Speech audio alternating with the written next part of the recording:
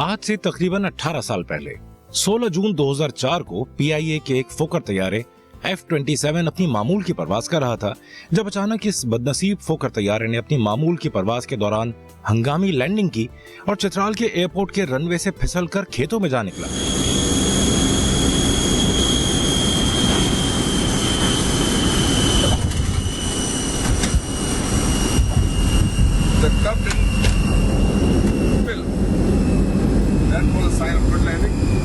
लेकिन ये अल्लाह ताला का करिश्मा था कि जहाज में मौजूद 50 मुसाफिर, जिनमें मुल्की और गैर मुल्की बाशिंदे दोनों शामिल थे, उनके साथ साथ तैयारे का अमला भी महफूज रहा।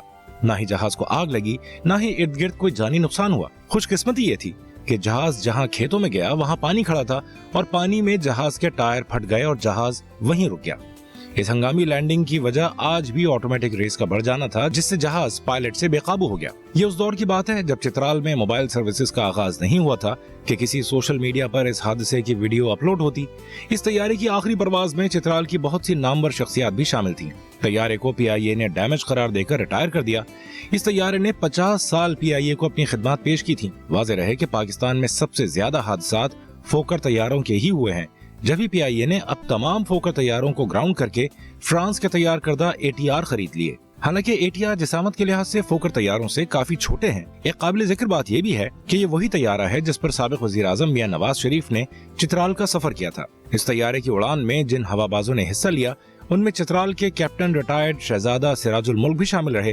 वो कई बार ये तैयारा उड़ा चुके हैं। तैयारे को डैमेज करार देने के बाद PIA का इदारा उसके 2 इंजन निकाल कर ले गया और बॉडी को कैप्टन रिटायर्ड शहजादा सिराजुल मुल्क ने नीलामी के बाद खरीद कर चित्राली अवाम और सयाहों के लिए महफूज कर लिया, जो एक कीमती असासा का दर्जा रखती है।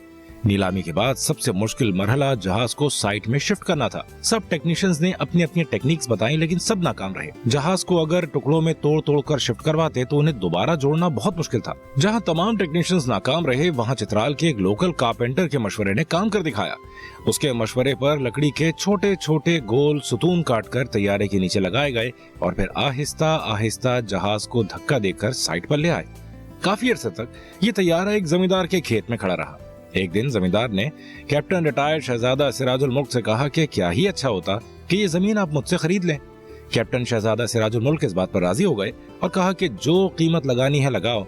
और आज इस जमीन पर एक खूबसूरत रेस्टोरेंट मौजूद है, जिसकी खूबसूरती इस तैयारे ने बढ़ा दी है। ये तैयारा हर खास आम के लिए खोल दिया गया है। चित्रालियों के मजे आ गए। उनकी तफरीह के लिए उन्हें ये तैयारा मिल गया। आप भी देखें ये अंदर से कैसा है।